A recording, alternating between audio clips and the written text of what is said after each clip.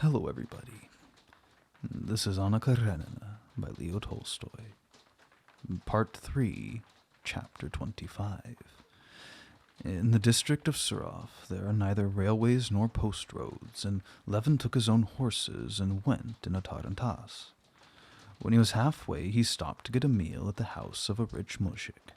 The host, who was a bald, robust old man with a great red beard growing gray on the cheeks, opened the gate, crowding up against the post to let the troika enter. Pointing the coachman to a place under the shed in his large, neat, and orderly new courtyard, the Starik invited Levin to enter the room. A neatly clad young girl with galoshes on her bare feet was washing up the floor of the new tabernacle. When she saw Levin's dog, she was startled and screamed, but was reassured when she found that the dog would not bite. With her bare arm, she pointed Levin to the guest house. Then, bending over again, she hid her handsome face and kept on with her scrubbing. "Want the samovar?" she asked. "Oh, yes, please." The guest room was large, with a Dutch stove and a partition. Under the sacred images stood a table ornamented with different designs, a bench and 2 chairs. At the entrance was a cupboard with dishes. The window shutters were closed, there were few flies, and it was so neat that Levin took care that Laska, who had been flying all over the road and was covered with splashes of mud, should not soil the floor, and bade her lie down in the corner near the door.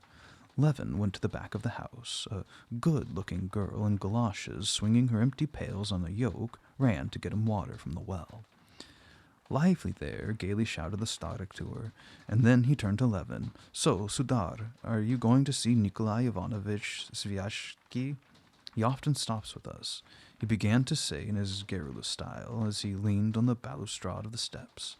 But just as he was in the midst of telling about his acquaintance with Sviazhsky, again the gate creaked on its hinges, and the workmen came in from the fields with their plows and horses. The roan horses attached to the solkas were fat and in good condition. The laborers evidently belonged to the family. 2 were young fellows and wore cotton chintz shirts and caps. The other 2 were hired men and wore sheepskins. One was an old man, the other middle-aged. The Starik left Levin standing on the porch and began to read Help Unhitch the Horses. "What have you been plowing?" "The potato fields. We've done 1 lot. You, Fyodor, don't bring the gelding, but leave him at the trough. We'll hitch up another. Say, Batyushka, shall I tell them to take out the plowshares or bring 'em?" asked the big-framed, healthy-looking lad, evidently the Starik's son. "Put 'em in the drags," replied the Starik, coiling up the reins and throwing them on the ground. The handsome girl in galoshes came back to the house with her brimming pails swinging from her shoulders.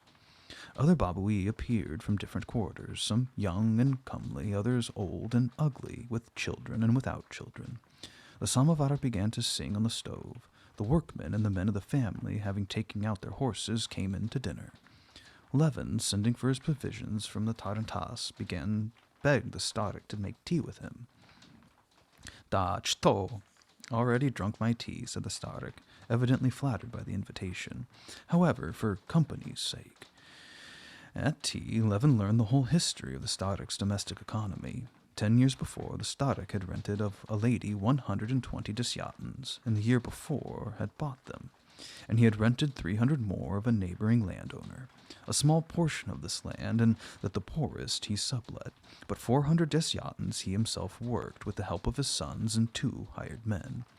The Starik complained that all was going bad, but Levin saw that he complained only for form's sake, and that his affairs were flourishing. If they were bad, he would not have bought land for 500 rubles, or married off his 3 sons and his nephew, or built twice after his izba was burned, and each time better. Notwithstanding the Starik's complaints, it was evident that he felt pride in his prosperity, pride in his sons and his nephew, his daughters, his horses, his cows, and especially in the fact that he owned all this domain. From his conversation with the Starik, Levin learned that he believed in modern improvements. He planted many potatoes, and his potatoes, which Levin saw in the storehouse, had already dug and brought in, while on Levin's estate they'd only begun to dig them. He used the plow on the potato fields as he had plows which he got from the proprietor. He sowed wheat. The little detail that the Starik sowed rye and fed his horses with it especially struck Levin. Levin had seen this beautiful fodder going to ruin, and had wished to harvest it, but he found it impossible to accomplish it. The mushik used it and could not find sufficient praise for it. How do the women do it? Oh, they pile it up on one side, and then the talyega comes with it. But with us proprietors, everything goes wrong with the hired men, said Levin as he filled his teacup and offered it to him. Thank you, replied the Starik, taking the cup but refusing the sugar, pointing to the lumps which lay in front of him. How to get along with workmen, said he. One way. Here's Sviazhsky, for example. We know what splendid land, but they don't get decent crops. All comes from the lack of care. Da, but how do you do with your workmen? It's all among ourselves. We watch everything. Lazy bones, off they go. We work with our own hands. Batyushka, Finnegan wants to give him the tar water, said Baba in galoshes, looking in through the door. So it is, Sudar, said the Starik, rising, and having crossed himself many times before the icons. He once more thanked Levin and left the room. When Levin went into the dark izba to give orders to his coachman, he found that all the men-folks sitting down to dinner. The Babawee were on their feet helping. The healthy-looking young son, with his mouth full of kasha, got off some joke, and all broke into loud guffaws, and more hilariously than the others laughed the Baba in galoshes, who was pouring shki into the tureen. It well might be that the jolly face of the Baba in galoshes cooperated powerfully with the whole impression of the orderliness which this peasant home produced on Levin. But the impression was so strong that Levin could never get rid of it, and all the way from the Stariks to Sviazhsky's, again and again he thought of what he had seen at the farmhouse as something deserving special attention.